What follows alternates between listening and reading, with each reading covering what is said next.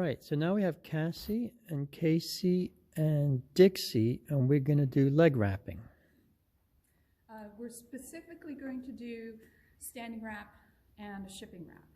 So standing wrap or a stable bandage would be used inside, so not for when a horse goes outside. So in a stall or in a confined setting, either to protect something that's already been injured, if the horse had a swollen leg or had sutures, or had a wound. It can be to prevent swelling. If the horse has worked very hard and then is going to stand for a long time, that can cause edema to pool in the legs. To prevent that, you can put on the standing wrap, and that's basically like a squeezing stocking. It pushes all the fluid back out of the leg.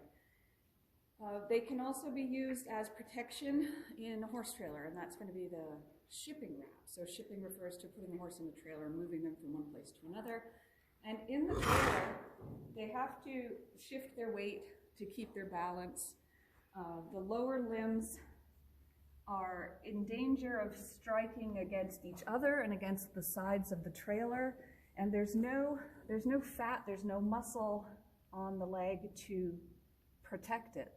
So all you've got is bone and then the connective tissues and lots of blood vessels. So these lower limbs are easily injured if the horse is shifting around quite a bit in the trailer. And a lot of people will tell me they don't put wraps on the horse because their horses are good in the trailer. They don't move around very much. But that's just like saying that you don't put your seatbelt on because you're a good driver. You never know what the other people on the road are going to do. So I always wrap my horses. Not because I'm a bad driver or because my horses are misbehaving in the trailer, but because I don't know what other drivers are going to cause to happen to that horse trailer or those horses. So it's a good idea to wrap their legs if they're shipping. And then the standing wrap is just a modified version to use inside, which allows a little bit more flexion of the leg. So before I wrap Dixie's leg, we'll talk about materials a bit, because the materials you use can make your job very easy or very difficult, or even harmful. So my favorite are these green ones, and the wraps will come in different, I'm gonna have to say heights, maybe widths, I don't know. The measurement from the top to the bottom, and that's because you'll have shorter ones for your horse's front legs and longer ones for the back legs. So this would be a front leg, and then this would be a back leg. So the back legs will be longer from the hock down than the front legs from the knee down. Could you just hold them up, just like that, so we can tell the difference? Just so we can clearly see the difference. Yeah. So you just buy these in measurements of inches. Okay, thanks. And a wrap that Francis uses on his big long leg is going to be a different length than what Sarah would need on her little petite leg. So you buy the appropriate size for your horse. This might be a front wrap on Dixie, but it's a hind wrap on Blistex, who has much shorter cannonballs. So you can buy whatever size you need. Cassie, you said that you like the green ones. Obviously, it's not because of the color. What is it about those wraps? Are we going to talk about that? Oh, sorry. It's okay. It's okay. So what I like best about these is that they're fairly firm. They hold their shape, and I'll show you some not so good wraps. But they have a lot of quilting on the inside, so the foam that's inside of here doesn't get bunched up. It doesn't shift around. It stays even all the way through the wrap. This one is much too floppy. If I compare it with my favorite green one, this one's much more stiff, and this is much looser and floppier. When you have a floppy quilt to start with, it's going to be very difficult to make your wrap smooth and straight and even and firm.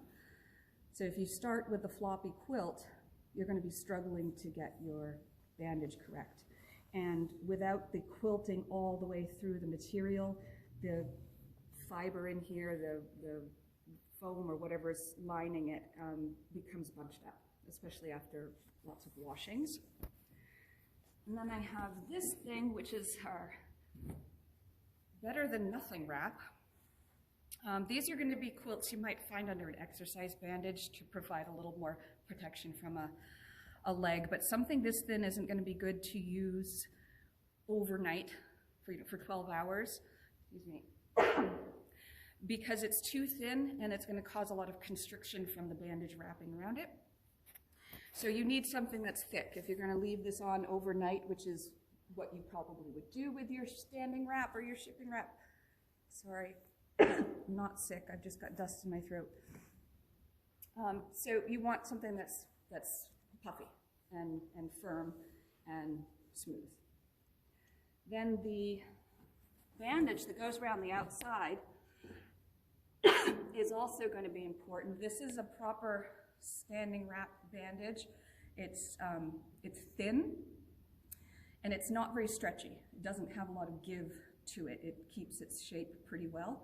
If you get something that's elastic and stretchy, like an ace bandage, you'll have uneven pressure on the leg, places where it's tighter, places where it's looser, and that's going to cause trouble with the tendons and the ligaments.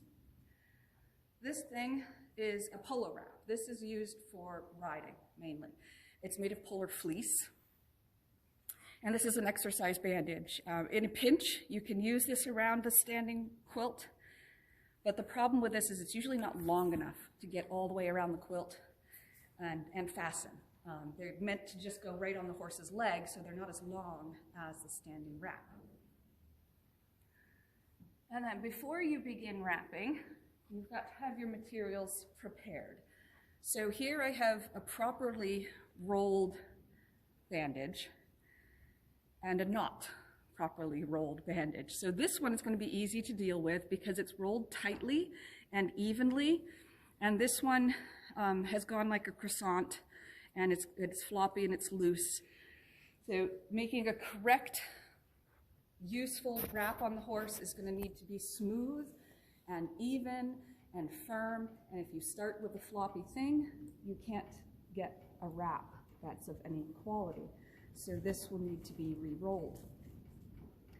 There's only one direction you can roll these guys. If you roll them the wrong direction, once you get them on the horse's leg, you won't be able to fasten the Velcro because it'll be on the inside instead of on the outside. So in rolling these, you've got to make sure that you begin with the Velcro on the inside. So when I roll them, I stick the Velcro together, and that tells me what direction to keep going. If I have it backwards, I can't stick the Velcros together. So stick the Velcro together and then continue rolling it in this direction and tightly and evenly, starting right from the beginning, that you keep it tight and flat and smooth. I hold it against my leg because that gives me something to push against so that I can keep it tight. If you just roll it in midair, that's a lot of work and it takes a long time to keep it tight. If you roll it against your leg, it's much quicker and easier. If you have to do several of these a day, you do want to be quick and have it be easy. And as you're rolling it, I'm kind of just brushing it off. Just make sure there's no debris stuck to it. If you're in the barn and there's shavings or hair or whatnot around, brush that off as you're wrapping. And then to finish it, take a corner and just tuck it under a couple of layers. This prevents it from unrolling if you drop it on the ground. Now I have to brush it off again. And what I'm going to do is do one front on one side and then a hind on the other side. On these particular wraps, my favorite ones, they do have an inside and an outside. They have the smooth green on the outside, so that if the horse is in the stall, it's not collecting as much its shavings or manure, whereas the fuzzy side is going to have things stick to it. So that's the side that's going to go in, which means as I roll it, it's got to be out, because you want it to end up on the inside.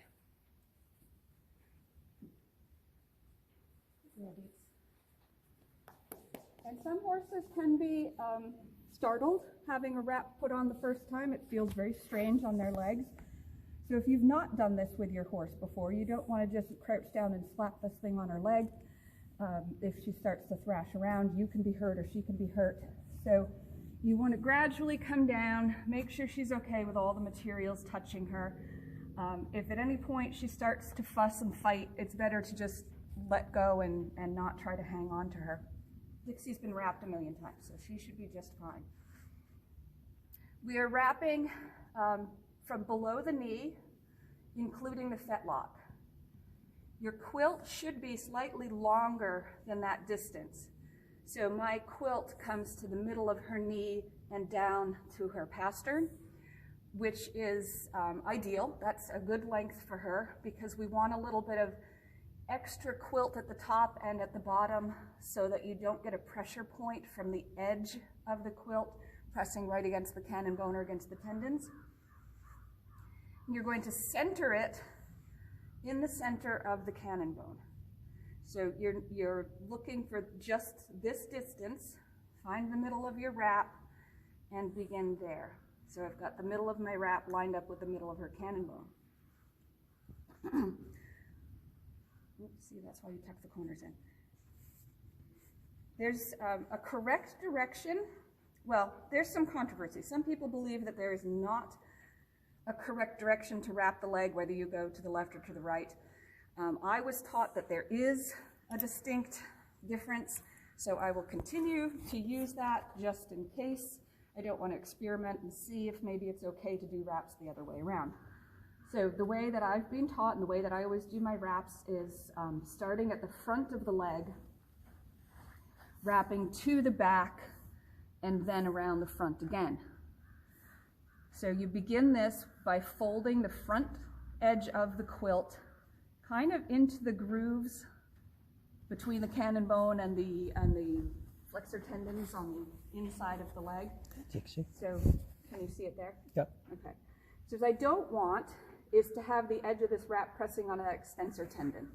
You can cause that to bow and become inflamed if you've got the edge of the quilt pressing right on that.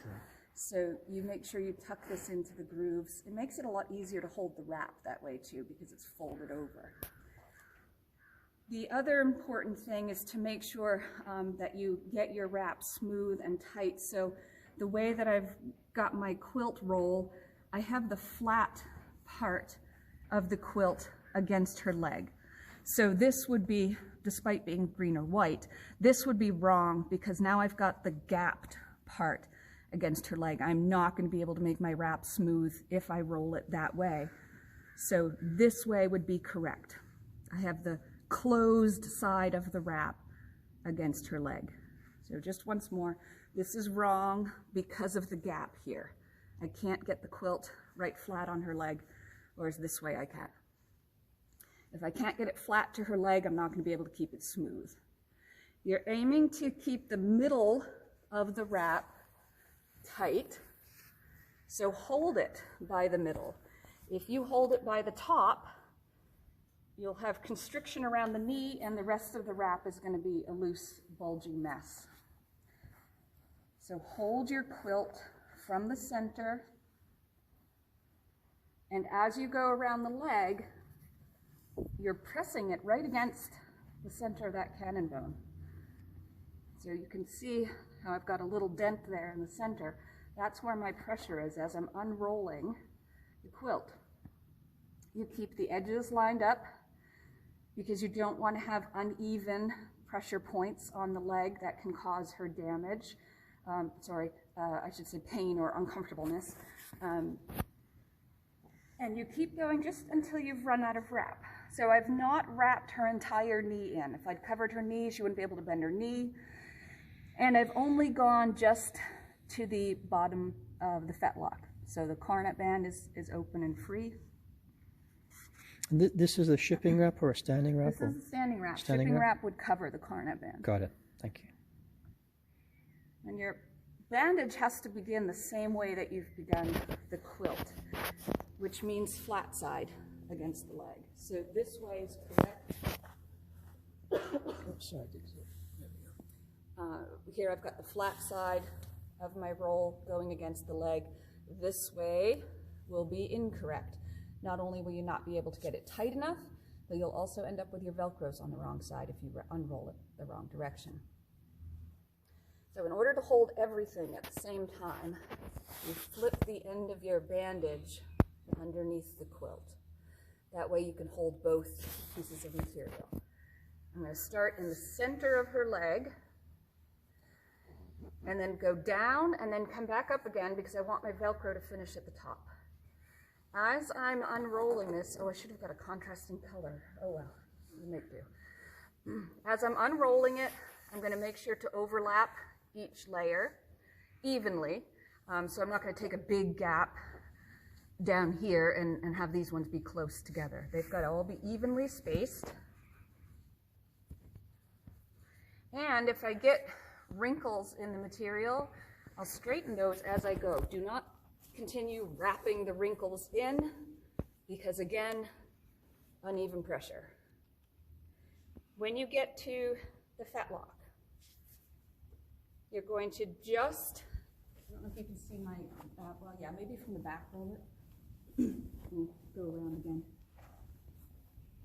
You're going to just wrap the bottom of the fetlock in. Now you'd go back up. Don't go any lower than this. You only want to include the fetlock and not go below that. And then if you come back around the front, Robert. And now as I start to go back up, I'm going to leave a little cross here. So instead of bringing my quilt smooth and straight across that, I'm going to start to angle that back up again.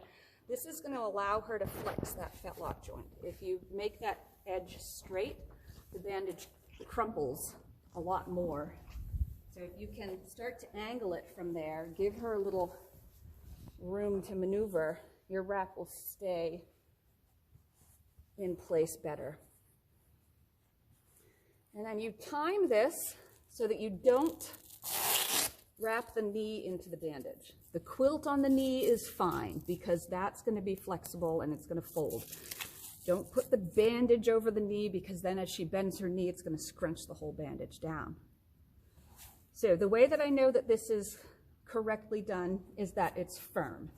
If I squeeze it, it should feel like a pool noodle or a good size roll of toilet paper, that you can't squish it. You shouldn't be able to push it down her leg. But if it's too tight, if I can't get my fingers underneath there, that's not going to be good for her legs either. That's going to be too much pressure on the tendons and ligaments. So you've got to be able to get your fingers in there and not be able to pull it off of her leg. If you can pull it off of her leg, it's too loose.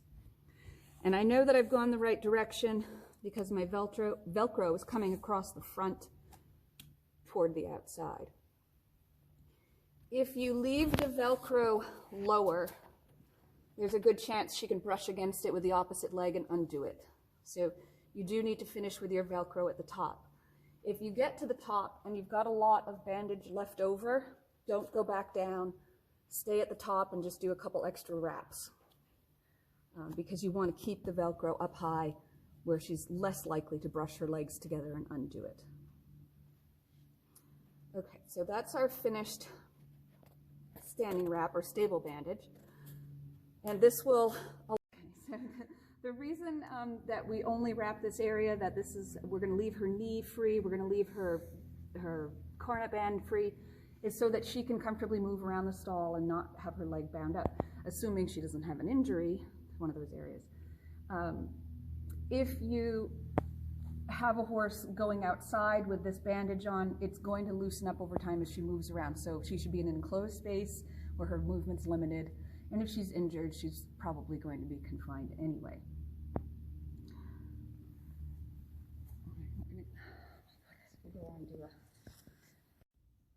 Ready? Yep. Okay.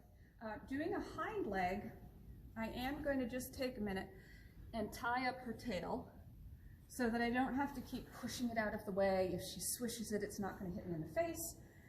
So to make a knot in her tail, just as if you were tying a knot in a rope at the bottom of the tailbone, obviously you can't tie the tailbone in a knot, just wrap the hair around, but instead of pulling it all the way through to make a knot, if you just pull it halfway through, then to undo it, you just pull that and it comes apart. So it's not a tight knot, it's just temporary, just to keep the hair out of the way. Good girl. All right, so I wrapped the left front. This is a right hind. You wrap the hind leg the same way you do the front leg. Start in the center of the cannon bone. Center it in the center of the cannon bone. Start with the flat edge of your wrap at the front of her leg so that you can fold it around. And I have the flat part of my quilt against her leg. Good girl. So this would be incorrect. I've got the edge of my wrap at the back of her leg. And this is going to be unwrapping the wrong direction. So here is correct. Good girl. In the center of her cannon bone, I'll fold that around and tuck it into the groove on the other side. I'm keeping the wrap against her leg as I go around. So instead of pulling it out here and then trying to wrap it around, it's not going to be successful. It's not going to be smooth and even. So keep the quilt, just tucking edges in, against her leg as you unroll it, and then tightening it from the center. And it should be tightened every time you come across the front.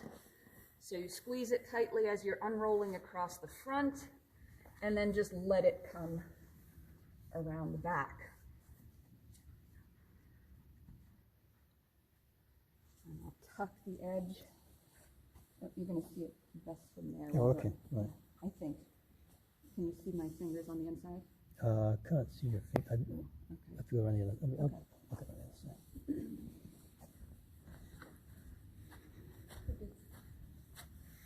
Okay. Okay. So again, start in the middle and go down and then back up again. The reason you do that is not just about the Velcro ending up at the top. This is also to keep the compression coming down, where if the fluid is going to fill in her leg, you want to kind of squeeze it out the wrap. You can send it downward first. And I'm just going to scoop under the fetlock. Got a little bit of a crisscross in the front, and I'm coming back up again, keeping this flat and smooth against her leg, and you will stop just below the hock. So I've got a whole bunch of bandage left on my roll. I'm not going to go back down. I'm going to stay here at the top and just unwrap it until we use it all up. Make sure you pull the wrinkles out as you go. If you leave the wrinkles in, they only multiply. Good girl.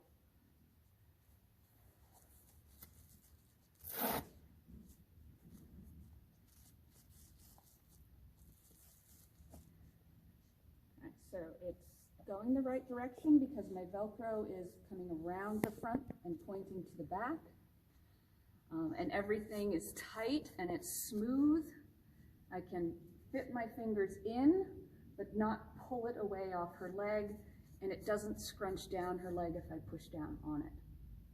Cassie, when you say you can fit your fingers in, do you mean you can actually fit them underneath the tight green part? Yeah, okay. You should be able to get underneath. Got it, okay. So my fingertips are just here above the Velcro. Okay, yep. You can maybe see that move. Yep. So you should be able to get your fingers in there, but I shouldn't be able to pull this away from her leg. Okay. If I do that and I get a gap, then the thing is too loose. And if it's too loose, it's all going to sag and bunch, and it's going to irritate the horse. Maybe it'll cause her to kick. Maybe she'll get tangled in it and get startled.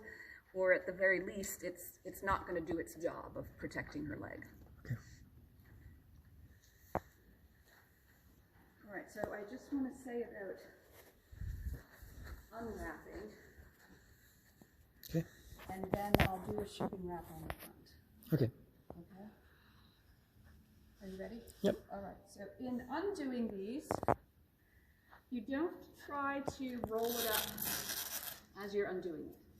You're just going to get it off the horse's leg. I stick the Velcros together just so they're not sticking to everything else in the world. And then undo this quickly. You can be like the Globetrotters and just pass the basketball around. Take it off. And then you re-roll everything. Don't try to unroll it from the horse's leg into your hand. So I'm going to put this longer quilt on her right front so that you can see the difference between a shipping wrap and a standing wrap. So the one going on now is the shipping wrap, which she would wear in a horse trailer. The one she's already got is her standing wrap, which would be used in a stall. Give me a moment to roll this, but it'll be a good reminder for which direction to go. So Velcro needs to start on the inside. This is the cream filling of your cinnamon roll. Put that on the middle. Roll it tightly and evenly. So edges should all line up. And if you collect debris as you go, just brush it off. Oh, I should have said too, legs have to be clean and dry to put on standing wraps or shipping wraps. You would not wrap grit and mud into the leg, and you would not wrap a wet leg because the wet's going to cause fungus and bacteria to grow. And the same should be said for your quilts and your bandages, that they have to be clean and dry. You can't put a wet bandage on the horse. All right, so this is going to be shipping wrap. And while I'm doing all of this, I've got to get low enough to be able to reach her leg easily, but I also have to be able to move out of the way quickly, so I'm not going to go down on my knees while I'm doing this. If she gets startled or she starts to complain about this whole process, I need to be able to move quickly. And if you've got your knees on the floor, you can't move quickly. So begin this the same way, meaning the same direction. That's right. The same direction that you would do the standing wrap. The difference is we are now going to include the coronary band. This is where the hoof grows. It's right within striking distance of the other hoof. So if you don't cover that, you are leaving a very vulnerable place open if she were to scramble in the horse trailer. And I learned that lesson the hard way because I had a horse wrapped to here and then put a bell boot on and thought that was good enough, and she managed to cut her leg right between the bell boot and the wrap. So you either bring your wrap all the way down, or if you put the bell boot on, make sure your wrap covers the top of the bell boot. And a bell boot, if you don't know, it's just a rubber covering that goes around the whole hoof. It can be Velcroed on or stretched on. All right, so front edge of the wrap is at the front of the leg. I'm going to fold it over so it tucks in. I'm not going to wrap her knee in, but I am going to wrap all the way down the hoof. Keep this flat against her leg as you go down. Go around. This is much harder one to keep straight. I don't like the way that's begun because of the angle of the fetlock and pastern.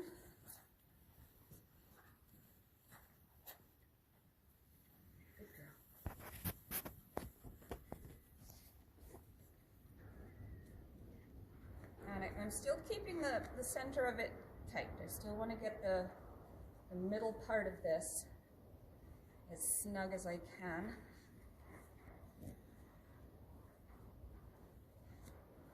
What have I got? Wrapped half the footing in.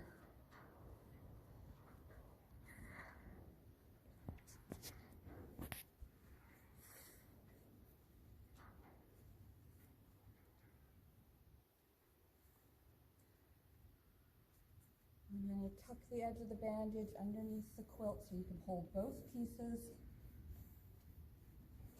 This takes a lot of practice. This is not something you can just do. And all the semesters that I've taught this and all of the students that have had to practice this, nobody's gotten it on the first try.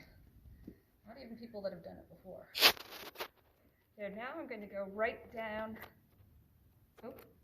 around the cornet band. I'm not going to cover the edge of the quilt though. I need that to stay open so I don't create pressure point. And then you can start going back up. And I'm just being really careful to not wrinkle things. This should look like Somebody's put a cast on her leg. And this will wrinkle as she moves around. But if you start it smooth, it's going to last a lot longer than if you start it wrinkled. Wrinkling means bunching and unevenness. And again, don't wrap the knee into the bandage and finish just below the knee so she can bend her knee. And my Velcro is coming around the front to the back. So difference is now you've got the harness band covered. In this one, you've stopped just below the fetlock. And that's because in the horse trailer, this is a commonly injured area, so you want to make sure that's covered and protected. Thank you.